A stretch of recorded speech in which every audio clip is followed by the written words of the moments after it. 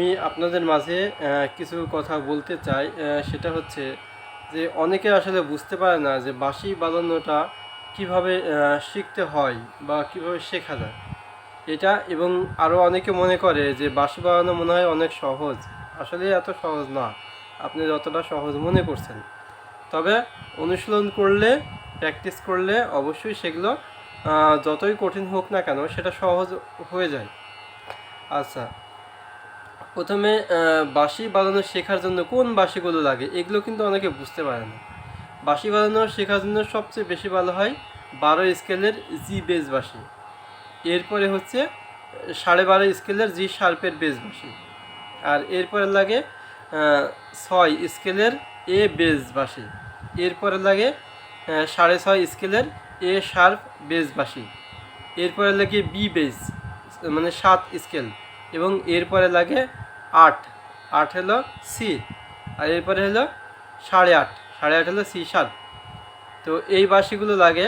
তো এই বাঁশিগুলো একসঙ্গে অনেক তো আর কিনা সম্ভব না। মানে শেখার ক্ষেত্রে প্রথমে অন্তত আপনার পক্ষে চেষ্টা করবেন 3টা বাঁশি নেওয়ার জন্য। সেটা হলো জি শার্পের বেস বাঁশি 12.5 স্কেল। এরপরে হলো এ শার্পের বেস বাঁশি 6.5 স্কেল। আর এরপরে একটা 8.5-এর সি শার্পের 440 মাস্টার টিউন ক্লাসিক্যাল বাঁশি।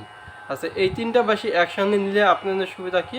সুবিধা হচ্ছে এগুলো দিয়ে আপনি প্রথমে শিখতেও পারবেন, আবার এগুলো দিয়ে গান অনুশীলন করতে পারবেন।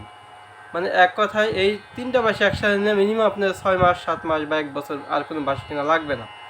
কেননা এগুলো শিখতে আপনার প্রায় বছর খানিক সময় লেগে যাবে সে হিসেবে। এখন আন্দাজে বাঁশি কিনে তো কোনো কাজ নেই, তাই না? আচ্ছা, এরপরে কী করবেন? প্রথমে আপনি সারেগামাটা সুন্দর করে আগে মুখস্থ করে নিতে হবে। সারেগামা পাদানিসা সানিধাপা মাগারিসা, এটা আপনি মিনিমাম 1 মাস আপনার মনে করেন হয়ে গেছে, মানে নতুনদের ক্ষেত্রে কিন্তু মনে করেন হয়ে গেছে, তারপরেও মিনিমাম 1 মাস আপনি শুধু এটা অনুশীলন করবেন। এই সারেগামাটা একদম ক্লিয়ার করতে হবে, ঠিক আছে? আর সব সময় সারেগামা বাজাবেন এইভাবে, সব আঙ্গুল খোলা রেখে মা থেকে বাজাবেন। তাহলে আপনি অনেক সহজে সারেগামাটা বাজাতে পারবেন। অনেকে এখান থেকে সারেগামা শেখায়, কিন্তু এখান থেকে শেখার কারণে অনেকেই বুঝতে পারে না বা সমস্যা হয়। হ্যাঁ, সেই ক্ষেত্রে কিন্তু অনেক দেরি পড়ে যায়। তো আমার কথা হলো প্রথমে উপরে থেকে শিখতে হবে, মা থেকে। আমি দেখাচ্ছি।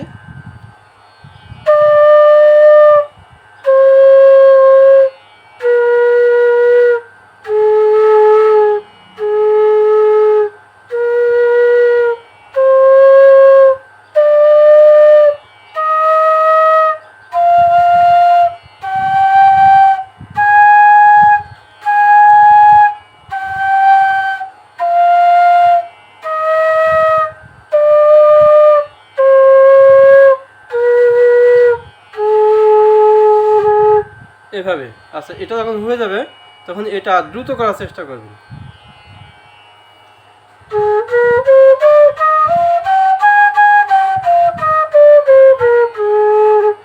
এরকম যখন আপনি দ্রুত করতে পারবেন সারগামাটা, তখন আপনাকে শিখতে হবে পাল্টা সারগাম।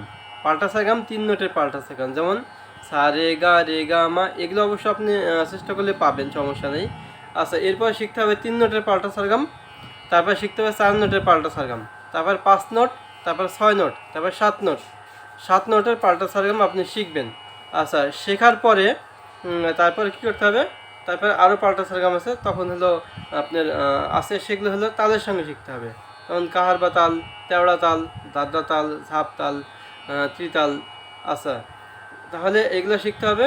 আর এগুলো আপনি কোনো পাল্টা সারগাম শিখবেন হাতে তাল দিয়ে, যেমন সা রে গা রে, সা রে গা মা, রে গা মা, গা রে গা মা পা। আচ্ছা, এর থেকে আরও সহজ করে দিই, 3 নোটের সা রে গা, রে গা মা, গা মা পা। এভাবে আপনার প্রত্যেকটা তালিতে নোট থাকবে, খালিতেও নোট থাকবে। সা রে গা, রে গা মা, এভাবে। আচ্ছা, এইভাবে আপনি পাল্টা সারগামগুলো মুখস্থ করবেন। প্রথমে কিন্তু মুখে মুখস্থ করবেন, এরপরে বাঁশিতে বাজাবেন।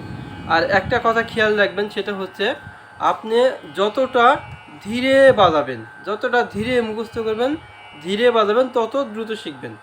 কিন্তু আপনারা যদি প্রথমে দ্রুত শিখতে চান তাহলে কিন্তু আপনি দেরি পড়ে যাবে। কেন?